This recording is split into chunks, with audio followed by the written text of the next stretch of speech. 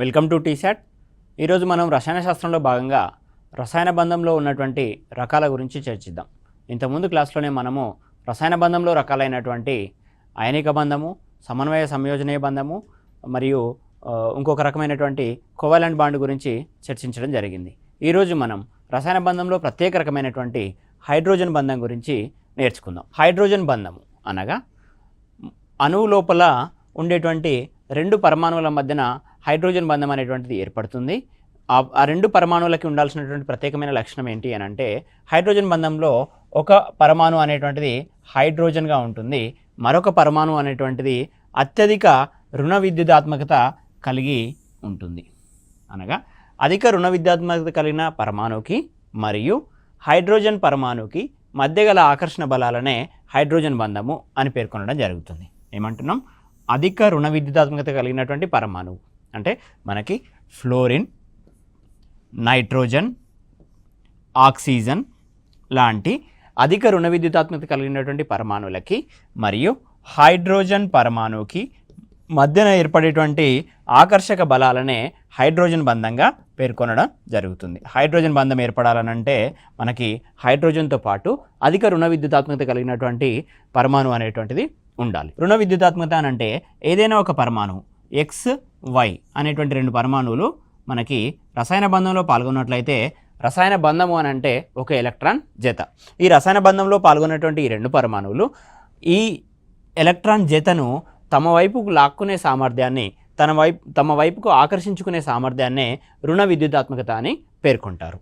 అంటే ఇక్కడ ఏదైతే బంధం ఉందో ఈ బంధాన్ని ఎక్స్ అనేటువంటిది తన వైపు లాక్కునే సామర్థ్యాన్నే రుణ విద్యుదాత్మకత లేదా ఆకర్షించగల సామర్థ్యాన్నే రుణ విద్యుదాత్మకత అని పేర్కొనడం జరుగుతుంది. ఇక్కడ మనం హైడ్రోజన్కి ఫ్లోరిన్కి మధ్యన బంధం ఏర్పడ్డది అని అనుకుందాం. ఇక్కడ జరిగే విషయం ఏంటంటే హైడ్రోజన్ బంధం ఏ రకంగా ఆకర్షణకు బలాలు అనేటువంటి ఏర్పడతాయి అనేటువంటి విషయాన్ని చూసినట్లయితే ఇక్కడ హైడ్రోజన్కి ఫ్లోరిన్కి మధ్యన బంధం అనేటువంటిది ఏర్పడింది. ఇంకొక హైడ్రోజన్ ఫ్లోరైడ్ని తీసుకుంటున్నాను. ఇక్కడ హైడ్రోజన్ మరియు ఫ్లోరైడ్ బంధం అనేటువంటిది ఏర్పడింది.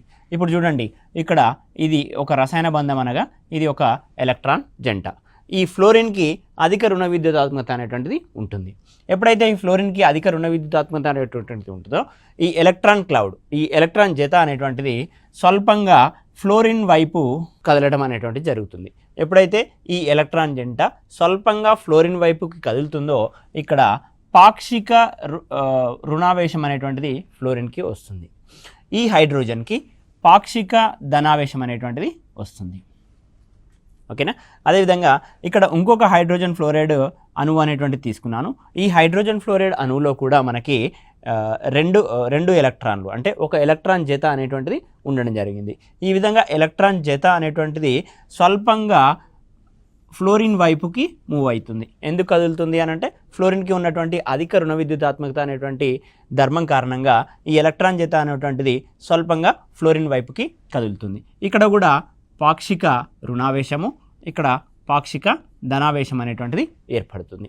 ఈ విధంగా ఎప్పుడైతే పాక్షిక రుణావేశాలు, పాక్షిక ధనావేశాలు అధిక రుణ విద్యుదాత్మకత కలిగినటువంటి ఫ్లోరిన్ మరియు హైడ్రోజన్ పరమాణువులపైన ఏర్పడ్డాయో, పాక్షిక ధనావేశం కలిగినటువంటి ఈ హైడ్రోజన్కి, పాక్షిక రుణావేశం కలిగినటువంటి ఈ ఫ్లోరిన్కి, అంటే జాగ్రత్తగా గమనించండి, ఈ మోలిక్యూల్లో ఉన్నటువంటి ఫ్లోరిన్ పరమాణువుకి ఈ మోలిక్యూల్లో ఉన్నటువంటి హైడ్రోజన్ పరమాణువుకి మధ్యన ఆకర్షణ బలాలు అనేటువంటివి ఏర్పడుతున్నాయి. సో ఈ విధంగా ఆకర్షణ బలాలు ఏర్పడిన కారణంగా ఏర్పడే బంధాన్నే మనం హైడ్రోజన్ బంధం అని పేర్కొనడం జరుగుతుంది. ఇప్పుడు హైడ్రోక్లోరిక్ యాసిడ్ తీసుకున్నట్లయితే క్లోరిన్కి కూడా అధిక రుణ విద్యుదాత్మకత ఉంటుంది. అదేవిధంగా అక్కడ కూడా హైడ్రోజన్ అణువు అనేటువంటిది ఉండడం జరిగింది. ఫలితంగా మనకు హైడ్రోక్లోరిక్ యాసిడ్ లోపల హైడ్రోజన్ బంధం ఏర్పడేటువంటి అవకాశం ఉంటుంది. అదేవిధంగా వాటర్ మోలిక్యూల్ని కనుక తీసుకున్నట్లయితే వాటర్ మోలిక్యూల్ అనేటువంటిది మనకు నేను నిర్మాణం గురించి చెప్పడం జరిగింది. ఒక ఆక్సిజన్, ఒక హైడ్రోజన్ ఈ విధంగా ఉండి ఆక్సిజన్ పైన రెండు ఎలక్ట్రాన్ జంటలు అనేటువంటివి ఉండడం జరుగుతుంది. ఎప్పుడైతే రెండు ఎలక్ట్రాన్ జంటలు అనేటువంటి ఈ విధంగా ఉన్నాయో ఇంకొక ఆక్సిజన్ మోలిక్యూల్ నేను తీసుకుంటున్నాను. ఈ ఆక్సిజన్ మోలిక్యూల్ లోపల కూడా రెండు ఎలక్ట్రాన్ జంటలు అనేటువంటివి ఉంటున్నాయి. ఇక్కడ ఒక హైడ్రోజను, ఇక్కడ ఒక హైడ్రోజన్ అనేటువంటిది ఉంటుంది. ఇప్పుడు చూడండి, ఈ హైడ్రోజన్కి ఆక్సిజన్కి మధ్యన ఉన్నటువంటి ఎలక్ట్రాన్ జంట ఏదైతే ఉందో ఈ ఎలక్ట్రాన్ జంట అనేటువంటిది స్వల్పంగా ఆక్సిజన్ వైపుకి కదిలిన కారణంగా మనకి ఆక్సిజన్ పైన పాక్షిక రుణావేశం అనేటువంటిది ఏర్పడుతుంది. ఎందుకు ఈ విధంగా ఎలక్ట్రాన్ జంట అనేటువంటిది ఆక్సిజన్ వైపు మూవ్ అవుతుంది అని అంటే రుణ విద్యుదాత్మకత. అధిక రుణ విద్యుదాత్మకత కలిగినటువంటి పరమాణువుగా ఇక్కడ ఆక్సిజన్ అనేటువంటిది ప్రవర్తిస్తుంది. మరి ఇక్కడ హైడ్రోజన్ అనేటువంటిది ధన విద్యుదాత్మకత అంటే ఎలక్ట్రాన్లను కోల్పోయే సామర్థ్యాన్ని కలిగి ఉంటుంది. కాబట్టి ఎలక్ట్రాన్ జంట అనేటువంటి స్వల్పంగా ఆక్సిజన్ వైపుకి కదులుతుంది. అదేవిధంగా ఇక్కడ హైడ్రోజన్ అనేటువంటిది ఎలక్ట్రాన్ జంటని దృష్ట్యా పరిశీలించినట్లయితే ఎలక్ట్రాన్ జంట అనేటువంటిది హైడ్రోజన్ నుంచి దూరంగా కదులుతుంది. కావున ఇక్కడ ఈ హైడ్రోజన్ పైన పాక్షిక ధనావేశం అనేటువంటిది ఏర్పడుతుంది. అదేవిధంగా ఇక్కడ ఈ అణువు లోపల ఇంకొక వాటర్ మోలిక్యూల్ లోపల ఇంకొక నీటి అణువు లోపల ఆక్సిజన్ పైన పాక్షిక రుణావేశం. ఎందుకనంటే ఇక్కడ ఉన్నటువంటి బంధంలో పాల్గొన్న ఎలక్ట్రాన్ జత కూడా స్వల్పంగా ఆక్సిజన్ వైపుకి కదులుతున్న కారణంగా ఆక్సిజన్ పైన పాక్షిక రుణావేశం అనేటువంటిది రావడం జరుగుతుంది. హైడ్రోజన్ పైన పాక్షిక ధనావేశం అనేటువంటిది రావడం జరుగుతుంది. ఈ విధంగా ఒక అణువు లోపల పాక్షిక రుణావేశము, ఇంకొక అణువు లోపల పాక్షిక ధనావేశం ఉన్నటువంటి హైడ్రోజన్, ఒక అణువు లోపల పాక్షిక రుణావేశం ఉన్న ఆక్సిజన్ ఆటము, ఇంకొక అణువు లోపల పాక్షిక ధనావేశం ఉన్నటువంటి హైడ్రోజన్. అధిక రుణ విద్యుదాత్మకత కలిగిన ఆక్సిజన్కి హైడ్రోజన్కి మధ్యన ఏర్పడేటువంటి ఆకర్షణ బలాలనే మనము హైడ్రోజన్ బంధము అని పేర్కొనడం జరుగుతుంది. ఈ విధంగా నీటి అణువు లోపల హైడ్రోజన్ బంధం అనేటువంటిది ఏర్పడుతుంది. హైడ్రోజన్ ఫ్లోరైడ్లో కూడా హైడ్రోజన్ బంధం అనేటువంటిది ఏర్పడడం జరుగుతుంది. ఇది మనకి స్థూలంగా ఏ విధంగా హైడ్రోజన్ బంధం అనేటువంటిది ఏర్పడడం జరుగుతుందన్న విషయాన్ని గమనించడం జరిగింది. మనము క్రితం క్లాస్లోనే కోవాలెంట్ బాండ్ అంటే ఏంటి, సంయోజనీయ బంధం అంటే ఏంటి, అయనిక బంధం అంటే ఏంటి, సమన్వయ సంయోజనీయ బంధం అంటే ఏంటి అన్న విషయాలు నేర్చుకున్నాము. ఇది మరో రకమైనటువంటి బంధము, అది హైడ్రోజన్ బంధము. హైడ్రోజన్ బంధానికి బెస్ట్ ఎగ్జాంపుల్స్గా మనము హైడ్రోజన్ ఫ్లోరైడ్ అణువులని అదేవిధంగా నీటి అణువులని వివరించడం జరిగింది. మరొకసారి నిర్వచనాన్ని కనుక చూసినట్లయితే అధిక రుణ విద్యుతాత్మకత కలిగిన పరమాణుకి మరియు హైడ్రోజన్ పరమాణుకి మధ్య గల ఆకర్షణ బలాలనే హైడ్రోజన్ బంధము అని అంటారు. హైడ్రోజన్ బంధము ఏర్పడాలని అంటే అధిక రుణ విద్యుతాత్మకత కలిగిన పరమాణువులైనటువంటి ఫ్లోరిన్, నైట్రోజన్, ఆక్సిజన్ లాంటి పరమాణువులతో పాటు హైడ్రోజన్ అనేటువంటి పరమాణువు తప్పనిసరిగా ఉండాలి. ఇది హైడ్రోజన్ బంధానికి సంబంధించినటువంటి అంశం. హైడ్రోజన్ బంధం అనేటువంటిది ప్రధానంగా రెండు రకాలు: అంతర అణుక హైడ్రోజన్ బంధము, అదేవిధంగా అణు అంతర హైడ్రోజన్ బంధము. మనము రసాయన బంధాల్లో రకాల గురించి చర్చిస్తున్నాము. రసాయన బంధాల్లో రకాలైనటువంటి సంయోజనీయ బంధం, అయనిక బంధం, సమన్వయ సంయోజనీయ బంధం, ఆ తర్వాత ఉన్నటువంటి హైడ్రోజన్ బంధం. హైడ్రోజన్ బంధంలో మళ్ళీ తిరిగి రెండు రకాలు, అవి అంతర అణుక హైడ్రోజన్ బంధము, అణువు అంతర హైడ్రోజన్. దీన్నే మనం ఇంగ్లీష్ లోపల ఇంటర్మోలిక్యులర్ అని, ఇది ఇంట్రామోలిక్యులర్ అని చెప్పడం జరుగుతుంది. ఎందుకనంటే ఇది అణువుల మధ్యన ఏర్పడుతుంది కాబట్టి ఇంటర్మోలిక్యులర్ అని, ఇది అణువు లోపల ఏర్పడుతుంది కాబట్టి ఇంట్రామోలిక్యులర్ అని పేర్కొనడం జరుగుతుంది. వాటికే తెలుగు పదాలైనటువంటి అంతర అణుక హైడ్రోజన్ బంధము, అదేవిధంగా అణువంతర హైడ్రోజన్ బంధం, రెండింటిని కలిపి కొన్ని టెక్స్ట్ బుక్స్ లోపల అణువంతర హైడ్రోజన్ బంధం అని కూడా పేర్కొనడం జరిగింది. అంతర అణుక హైడ్రోజన్ బంధము అనేటువంటిది అణువుల మధ్యన ఏర్పడుతుంది. అంటే రెండు వేర్వేరు అణువుల మధ్యన కనుక హైడ్రోజన్ బంధం అనేటువంటిది ఏర్పడినట్లయితే అటువంటి హైడ్రోజన్ బంధాన్ని మనం అంతర అణుక హైడ్రోజన్ బంధం అని పేర్కొనడం జరిగింది. ఎగ్జాంపుల్గా మనం ఇక్కడ హైడ్రోజన్ ఫ్లోరైడ్ని ఎక్స్ప్లెయిన్ చేయడం జరిగింది. చూద్దాం. అణు అంతర హైడ్రోజన్ బంధం అని అంటే హైడ్రోజన్ బంధం అనేటువంటిది ఒకే అణువు లోపల రెండు పరమాణువుల మధ్య ఏర్పడుతుంది. మరొకసారి చెప్తున్నాను. అణు అంతర హైడ్రోజన్ బంధం అని అంటే ఒకే అణువు లోపల రెండు పరమాణువులు ఉంటాయి. ఏంటవి? అధిక రుణ విద్యుదాత్మకత కలిగిన పరమాణువు మరియు హైడ్రోజన్ పరమాణువు. ఇక్కడ అణువంతర హైడ్రోజన్ బంధం అనేటువంటిది విత్ ఇన్ ద మోలిక్యూల్ అనేటువంటిది ఏర్పడుతుంది. ఆ విధంగా అధిక రుణ విద్యుదాత్మకత కలిగినటువంటి పరమాణువు మరియు హైడ్రోజన్ పరమాణువు మధ్యన ఒకే అణువు లోపల హైడ్రోజన్ బంధాన్ని కనుక ఏర్పాటు చేసినట్లయితే దాన్ని మనం అణు అంతర హైడ్రోజన్ బంధము అని పేర్కొనడం జరుగుతుంది. అంతర అణుక హైడ్రోజన్ బంధము అంటే విత్ ఇన్ ద మోలిక్యూల్స్ ఏర్పడుతుంది. ఇక్కడ చూడండి, హైడ్రోజన్ ఫ్లోరైడ్ని నేను ఎగ్జాంపుల్గా ఇవ్వడం జరిగింది. ఇక్కడ ఒక హైడ్రోజన్ ఫ్లోరైడ్ని ఈ విధంగా తీసుకున్నాను, ఇంకొక హైడ్రోజన్ ఫ్లోరైడ్ని ఈ విధంగా తీసుకున్నాను, ఇంకొక హైడ్రోజన్ ఫ్లోరైడ్ని ఈ విధంగా తీసుకున్నాను. ఎప్పుడైతే 3 హైడ్రోజన్ ఫ్లోరైడ్ అణువులని తీసుకున్నానో ఇక్కడ ఈ హైడ్రోజన్ ఫ్లోరైడ్ అణువులో ఉన్నటువంటి ఫ్లోరిన్ అనేటువంటిది అధిక రుణ విద్యుతాత్మకత కలిగినటువంటి పరమాణువు. ఈ విధంగా అధిక రుణ విద్యుతాత్మకత కలిగినటువంటి ఈ పరమాణువుకి మరియు హైడ్రోజన్కి మధ్యన ఇక్కడ ఆకర్షణ బలాలు అనేటువంటివి ఏర్పడుతున్నాయి. అంటే ఇది ఒక అణువు అని అనుకున్నట్లయితే, ఇది ఒక అణువు అనుకున్నట్లయితే, అదేవిధంగా ఇది మరొక అణువు అనుకున్నట్లయితే అణువుల మధ్యన హైడ్రోజన్ బంధం అనేటువంటిది ఏర్పడుతుంది, కావున అంతర అణుక హైడ్రోజన్ బంధం అని పేర్కొనడం జరుగుతుంది. అదేవిధంగా ఇక్కడ ఉన్నటువంటి అధిక రుణ విద్యుతాత్మకత కలిగిన ఫ్లోరిన్కి హైడ్రోజన్ పరమాణువుకి మధ్యన ఏర్పడేటువంటిదే హైడ్రోజన్ బంధము. ఇక్కడ కూడా చూడండి, ఇది ఒక అణువు, ఇది మరి ఒక అణువు, కావున అణువుల మధ్యన హైడ్రోజన్ బంధం అనేటువంటిది ఏర్పడుతుంది కాబట్టి దీన్ని మనం అంతర అణుక హైడ్రోజన్ బంధం అని చెప్పడం జరుగుతుంది. ఇంకొకటి అణువు అంతర హైడ్రోజన్ బంధం. అణువు అంతర అంటే విత్ ఇన్ ద మోలిక్యూల్, అణువు లోపలే హైడ్రోజన్ బంధం అనేటువంటిది ఏర్పడుతుంది. దానికి ఉదాహరణగా మనము ఆర్థో నైట్రోఫినాల్గా పేర్కొనడం జరిగింది. ఆర్థో నైట్రోఫినాల్ యొక్క స్ట్రక్చర్ అనేటువంటిది ఇక్కడ డ్రా చేస్తాను, ఒకసారి చూడండి. ముందుగా మనము ఫినాల్ని తీసుకోవాలి. ఫినాల్ అంటే బెంజిన్ పైన హైడ్రాక్సీ గ్రూప్ ఉన్నట్లయితే దాన్ని మనము ఫినాల్ అని చెప్పడం జరుగుతుంది. OH. బెంజిన్ పైన హైడ్రాక్సీ గ్రూప్ ఉన్నట్లయితే దాన్ని ఫినాల్ అనడం జరుగుతుంది. ఆ ఫినాల్కి ఆర్థో పొజిషన్ లోపల నైట్రో గ్రూప్ అనేటువంటిది ఉండాలి. మీకు తెలుసు, ఏదైనా ఒక రిఫరెన్స్ గ్రూప్, బెంజిన్కి ఒక రిఫరెన్స్ గ్రూప్ ఈ విధంగా ఉన్నప్పుడు, ఇది ఒక బెంజిన్ అణువు అనుకున్నట్లయితే ఈ బెంజిన్ పైన రిఫరెన్స్ గ్రూప్ ఇక్కడ ఉంది, ఎక్స్ అనేటువంటిది రిఫరెన్స్ గ్రూప్ అయినట్లయితే ఈ పొజిషన్ని మనం ఆర్థో అని చెప్పడం జరుగుతుంది, ఈ పొజిషన్ని మెటా అని చెప్పడం జరుగుతుంది, ఈ పొజిషన్ని పారా అని చెప్పడం జరుగుతుంది. ఇవి రిలేటివ్గా ఎక్స్ అనేటువంటిది రిఫరెన్స్ గ్రూప్ అనుకున్నట్లయితే రిలేటివ్గా ఇది ఆర్థో పొజిషన్, ఇది మెటా పొజిషన్, ఇది పారా పొజిషన్ అని పేర్కొనడం జరుగుతుంది. సేమ్ ఈ వైపున ఏ విధంగానైతే పొజిషన్స్ ఉన్నాయో ఈ రిఫరెన్స్ గ్రూప్కి ఈ వైపున కూడా అవే పొజిషన్స్ అనేటువంటివి ఉంటాయి. ఈ పొజిషన్ని మనము ఆర్థో పొజిషన్ అని చెప్పడం జరుగుతుంది, ఆర్థో పొజిషన్ అని చెప్పడం జరుగుతుంది. సేమ్ ఈ పొజిషన్ని మెటా పొజిషన్ అని చెప్పడం జరుగుతుంది, ఇది పారా పొజిషన్. ఈ విధంగా ఒక రిఫరెన్స్ గ్రూప్ని తీసుకొని బెంజిన్ లోపల ఉన్నటువంటి ఆర్థో మెటా పారా పొజిషన్స్ గురించి చెప్పడం జరిగింది. ఇప్పుడు మనకి నేమ్ లోపల మనకి ఆర్థో నైట్రో అని చెప్పడం జరిగింది. ఫీనాల్ అని అంటే బెంజిన్ పైన హైడ్రాక్సీ గ్రూప్ ఉంటే దాన్ని ఫీనాల్ అని అంటాం. ఆర్థో పొజిషన్ లోపల నైట్రో గ్రూప్ అనేటువంటిది ఉండాలి. సో ఇక్కడ మనకి NO2 అనేటువంటిది ఉంటుంది. సో ఆర్థో పొజిషన్ లోపల నైట్రో గ్రూప్ ఉంది, మొత్తంగా ఇది ఫినాల్, దీన్ని మనం ఆర్థో నైట్రో ఫినాల్ అని పేర్కొనడం జరుగుతుంది. ఇప్పుడు ఇది మొత్తంగా ఒక అణువు అనుకున్నట్లయితే ఈ అణువు లోపల ఉన్నటువంటి హైడ్రోజన్ పరమాణుకి మరియు అధిక రుణ విద్యుతాత్మకత కలిగినటువంటి ఆక్సిజన్కి మధ్యన ఏర్పడేటువంటి ఆకర్షణ బలాలనే మనము హైడ్రోజన్ బంధంగా పేర్కొనడం జరుగుతుంది. ఇక్కడ చూడండి, ఇక్కడ ఒకటే మోలిక్యూల్ తీసుకున్నాను, ఒకటే అణువుని తీసుకున్నాను, ఒకటే అణువు లోపల రెండు పరమాణువుల మధ్యన హైడ్రోజన్ బంధం అనేటువంటిది ఏర్పడుతుంది. హైడ్రోజన్ అనేటువంటిది ఇదే అణువుకు సంబంధించినటువంటి పరమాణువు, ఆక్సిజన్ అనేటువంటిది ఇదే అణువుకు సంబంధించినటువంటి పరమాణువు.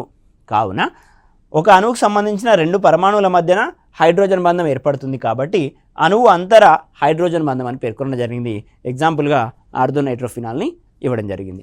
ఇక్కడ అంతరానుక హైడ్రోజన్ బంధం అనేటువంటిది అణువుల మధ్యన ఏర్పడుతుంది, రెండు వేర్వేరు అణువుల మధ్యన ఏర్పడుతుంది కాబట్టి దీన్ని అంతరానుక హైడ్రోజన్ బంధం అని అంటారు. దీన్ని అణువు అంతర హైడ్రోజన్ బంధం అని పేర్కొనడం జరుగుతుంది. ఈ విధంగా హైడ్రోజన్ బంధం లోపల రెండు రకాల గురించి మనం చర్చించడం జరిగింది. నెక్స్ట్ మనము రసాయన చర్యలు రకాలు అనేటువంటి ఇంకొక అంశం చూద్దాం. అంటే రసాయన చర్య లోపల శక్తి విడుదల లేదా శక్తిని గ్రహించడము అనేటువంటి రెండు అంశాలు ఉంటాయి. ఏదైనా ఒక రసాయన చర్య జరిగినప్పుడు A+P gives rise to C అనేటువంటిది ఒక రసాయన చర్య అనుకున్నట్లయితే, అదేవిధంగా X+Y gives rise to Z. So ఈ విధంగా ఒక రసాయన చర్య జరిగినప్పుడు కొంత హీట్ ఎనర్జీ అనేటువంటిది బయటకు వచ్చినట్లయితే, కొంత హీట్ ఎనర్జీ అనేటువంటిది బయటికి వచ్చేటువంటి అవకాశాలు ఉంటాయి. అదేవిధంగా X+5 gives rise to Z. ఇక్కడ హీట్ ఎనర్జీ అనేటువంటి తీసుకునేటువంటి అవకాశం ఉంది. అంటే ఇక్కడ బాణం గుర్తు కింద నేను డెల్టా మార్క్ పెడుతున్నానంటే మనమే హీట్ ఎనర్జీని ఆ రియాక్షన్కి, ఆ చర్యకి ఇవ్వాల్సినటువంటి అవసరం ఉంటుంది. ఈ విధంగా రసాయన చర్యలు జరుగుతున్నప్పుడు సాధారణంగా శక్తిని విడుదల చేయవచ్చు లేదా శక్తిని గ్రహించవచ్చు. ఈ అంశాన్ని ఆధారం చేసుకొని మనము రసాయన చర్యలని రెండు రకాలుగా వర్గీకరించవచ్చు.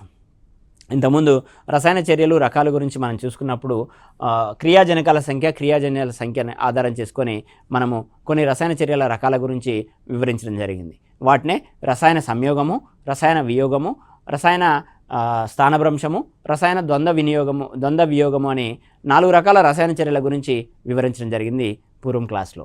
కానీ ఈ క్లాస్ లోపల శక్తి విడుదల లేదా శక్తిని గ్రహించడం ఆధారంగా చేసుకొని రసాయన చర్యల్ని రెండు రకాలుగా వర్గీకరించవచ్చు. ఎప్పుడైతే రసాయన చర్యల్ని రెండు రకాలుగా వర్గీకరించామో ఆ రెండు రకాల రసాయన చర్యలకి రెండు వేర్వేరు పేర్లు అనేటువంటిది ఇవ్వడం జరిగింది. దాన్నే ఉష్ణమోచక చర్య మరియు ఉష్ణగ్రాహక చర్యగా రెండింటిగా విభజించడం జరిగింది. అంటే ఉష్ణమోచక చర్య గురించి తెలుసుకొని ఆ తర్వాత ఉష్ణగ్రాహక గురించి ఈ రెండింటికి మధ్యన ఉన్నటువంటి డిఫరెన్స్ని అర్థం చేసుకుంటే మనం ఈ రెండు రకాలైనటువంటి చర్యల గురించి మనకు ఒక అవగాహన అనేటువంటిది వస్తుంది. ఒక రసాయన చర్యలో శక్తి విడుదల జరిగితే అట్టి చర్యను ఉష్ణమోచక చర్యగా నిర్వచిస్తారు. అంటే ఏదైనా ఒక రసాయన చర్య జరిగినప్పుడు కొంత హీట్ ఎనర్జీ అనేటువంటిది బయటికి రావడం, కొంత ఉష్ణశక్తి అనేటువంటిది బయటికి రావడం జరిగినట్లయితే దాన్ని మనం ఉష్ణమోచక చర్య అని అంటాము. ఇదే చర్యని మనము ఇంగ్లీష్ లోపల ఎగ్జోథెర్మిక్ రియాక్షన్ అని పేర్కొంటాము. అంటే ఎగ్జో అనేటువంటి పదము ఎగ్జిట్కి రిలేటెడ్గా ఉంది కాబట్టి ఎగ్జిట్ అని అంటే బయటికి రావడం. ఆ విధంగా గుర్తుంచుకోండి, శక్తి విడుదల బయటికి జరిగినట్లయితే అట్టి చర్యను ఉష్ణమోచక చర్య అని పేర్కొనడం జరుగుతుంది. ఎందుకు మరి ఒక రసాయన చర్య లోపల ఉష్ణ శక్తి అనేటువంటిది బయటకు వస్తుంది అని అంటే ఇక్కడ గమనించండి, క్రియాజనకాల యొక్క ఉష్ణశక్తి కన్నా క్రియాజన్యాల ఉష్ణశక్తి మీకు ఇంతకుముందే చెప్పాను. క్రియాజనకాలు అని అంటే ఒక రసాయన చర్య లోపల బాణం గుర్తుకు ఎడమ వైపున ఉన్నటువంటి పదార్థాలను క్రియాజనకాలు అని, కుడివైపున ఉన్నటువంటి పదార్థాలను క్రియాజన్యాలు అని పేర్కొనడం జరుగుతుంది. వీటినే మనము రియాక్టెంట్స్ అని చెప్పడం జరుగుతుంది ఇంగ్లీష్ లోపల. రియాక్టెంట్స్ వీటిని మనము ప్రోడక్ట్స్ అని పేర్కొనడం జరుగుతుంది. ప్రోడక్ట్స్ ఉత్పత్తులు, అంతే ఉత్పన్నాలు, ప్రోడక్ట్స్. ఉష్ణశక్తి, సో ఎప్పుడైతే క్రియాజనకాల యొక్క ఉష్ణశక్తి అనేటువంటిది క్రియాజన్యాల ఉష్ణశక్తి కన్నా తక్కువ అయినప్పుడు మనకు శక్తి విడుదల అనేటువంటిది జరుగుతుంది. సో ఇక్కడ నేను ఒక ఫార్ములా రూపంలో ఎక్స్ప్లెయిన్ చేయడం అనేటువంటి జరిగింది. ΔH = HP - HR.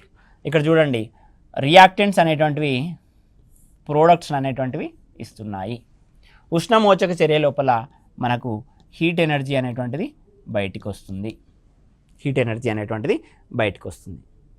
Reactants gives rise to products plus heat energy అనేటువంటిది బయటకు వస్తుంది. ఇక్కడ చూడండి, ఇప్పుడు రియాక్టెంట్స్ దగ్గర 100 calories of thermal energy is there. అంటే మనకి రియాక్టెంట్స్ దగ్గర ఒక 100 క్యాలరీల ఉష్ణశక్తి ఉన్నట్లయితే ప్రోడక్ట్స్ దగ్గర 75 క్యాలరీలు మాత్రమే ఉంది అనుకున్నట్లయితే మిగిలిన 25 క్యాలరీల శక్తి హీట్ ఎనర్జీ రూపంలో, ఉష్ణశక్తి రూపంలో బయటికి రావాల్సిందే.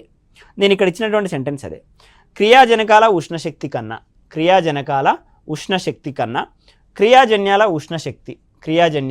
ఉష్ణశక్తి తక్కువ అయినప్పుడు శక్తి విడుదల జరుగుతుంది. ఇక్కడ ఒక నెంబర్ని తీసుకొని ఎక్స్ప్లెయిన్ చేయడం జరిగింది. క్రియాజనకాల యొక్క ఉష్ణశక్తి 100 క్యాలరీలు అనుకున్నట్లయితే క్రియాజన్యాలది 75గా ఉంటుంది. మిగిలిన 25 క్యాలరీల ఎనర్జీని బయటికి ఇవ్వాల్సిందే. అందుకే ఉష్ణమోచక చర్య లోపల మనకి ఉష్ణశక్తి అనేటువంటిది బయటికి రావడం జరుగుతుంది. సో ఇక్కడ ఏదైనా ఒక రసాయన చర్యకు ఉష్ణ శక్తిని ΔHతో సూచిస్తారు. ΔH అనేటువంటిది ఉష్ణశక్తిగా ఉంటుంది.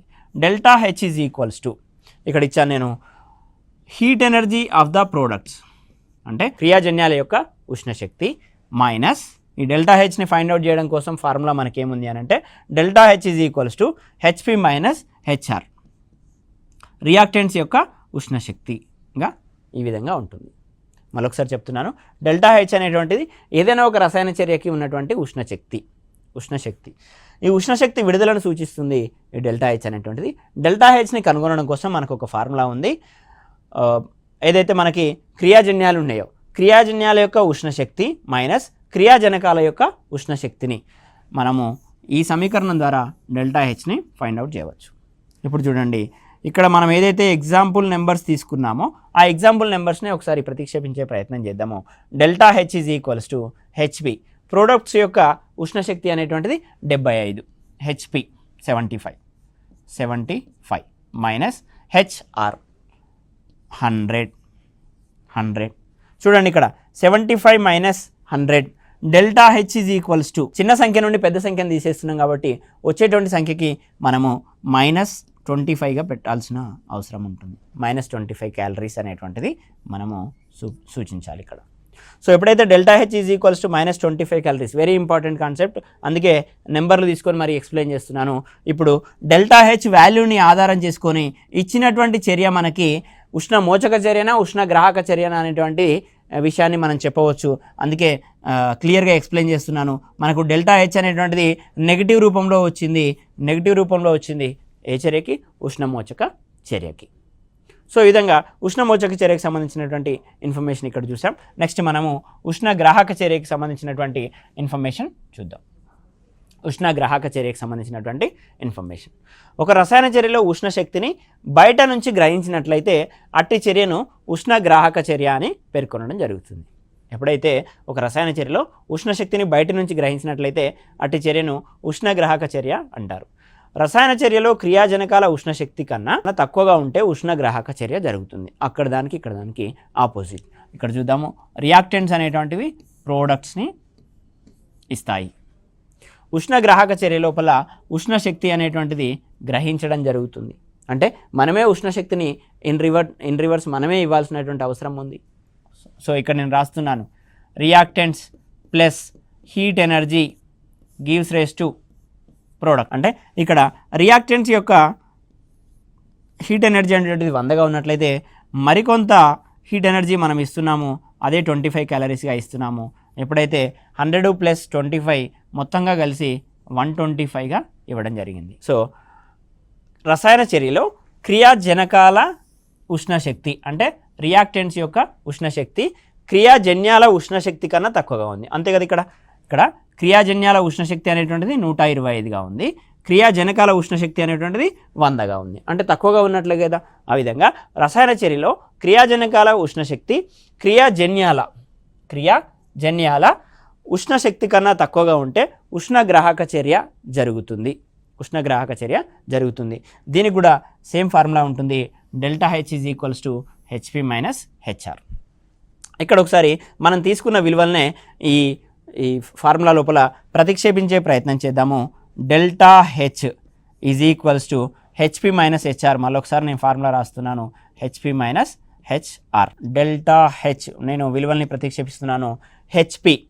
సో ఏదైతే మనకి ప్రోడక్ట్స్ యొక్క ఉష్ణశక్తి ఉందో దాన్ని 125గా నేను రాస్తున్నాను. 125 - HR అంటే రియాక్టెంట్స్ యొక్క ఉష్ణశక్తి, రియాక్టెంట్స్ యొక్క ఎంథాల్పీ అని అంటాం దీన్ని. రియాక్టెంట్స్ యొక్క హీట్ ఎనర్జీ అని పేర్కొనడం జరుగుతుంది.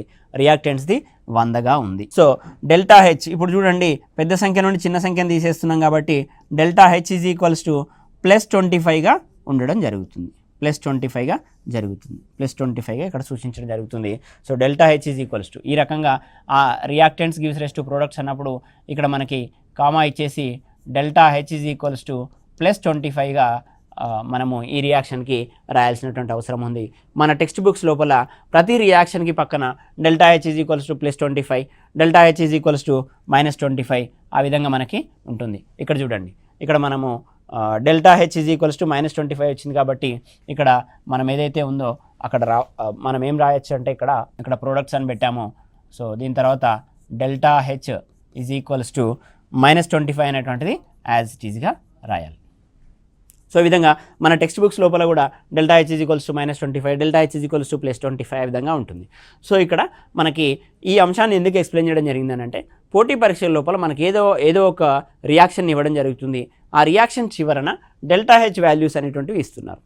ఈ ΔH వాల్యూస్ మాత్రమే ఇచ్చేసి ఇచ్చినటువంటి చర్య ఉష్ణమోచక చర్యనా ఉష్ణగ్రాహక చర్యనా అని అడగడం జరుగుతుంది. ఎగ్జోథెర్మిక్ రియాక్షనా ఎండోథెర్మిక్ రియాక్షనా అని అడగడం జరుగుతుంది.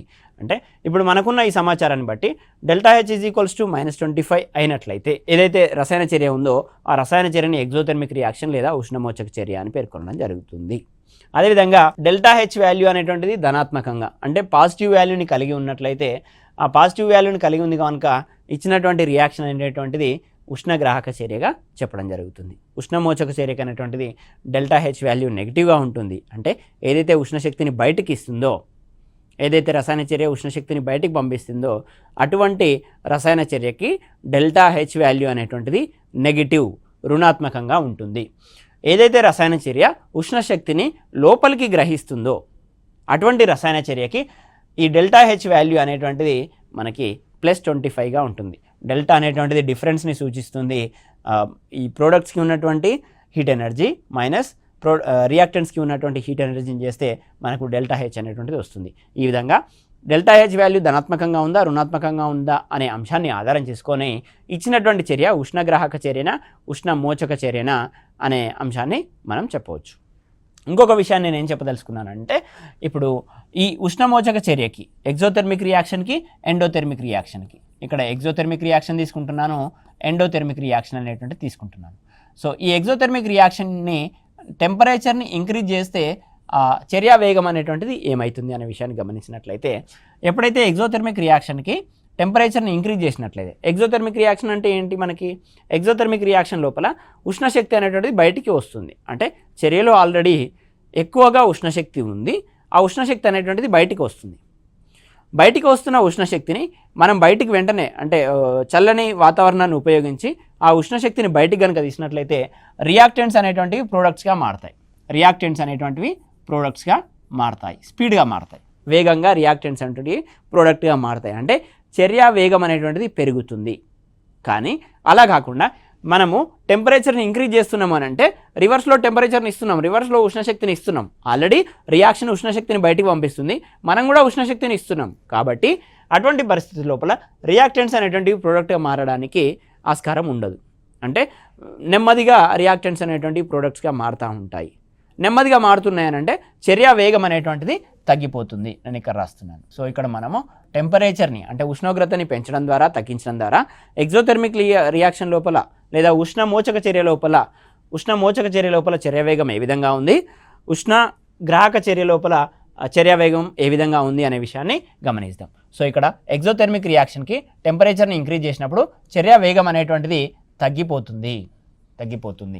ఎండోథెర్మిక్ రియాక్షన్ తీసుకుందాం. ఎండోథెర్మిక్ రియాక్షన్ అంటే ఏంటి? ఉష్ణగ్రాహక చర్య, ఉష్ణాన్ని గ్రహిస్తూ ఉంటుంది. సో ఉష్ణాన్ని గ్రహిస్తుంది. ఆ నేచర్ ఆఫ్ ద రియాక్షన్ ఏంటి? ఉష్ణాన్ని గ్రహించడం. మనం కూడా టెంపరేచర్ని ఇంక్రీజ్ చేసి ఉష్ణాన్ని ఇస్తున్నాం. సో టెంపరేచర్ని ఇంక్రీజ్ చేసినప్పుడు ఉష్ణాన్ని ఇస్తున్నాం కాబట్టి చాలా వేగంగా క్రియాజనకాలు అనేటువంటి క్రియాజన్యాలుగా మారుతూ ఉంటాయి, రియాక్టెంట్స్ అనేటువంటి ప్రోడక్ట్గా మారుతూ ఉంటాయి. అంటే ఇక్కడ మనకి చర్యా వేగం అనేటువంటిది పెరిగేటువంటి అవకాశం ఉంటుంది. సో ఇవి రెండు కూడా ఉష్ణోగ్రత యొక్క ప్రభావము ఎగ్జోథెర్మిక్ రియాక్షన్ మరియు ఎండోథెర్మిక్ రియాక్షన్ పైన.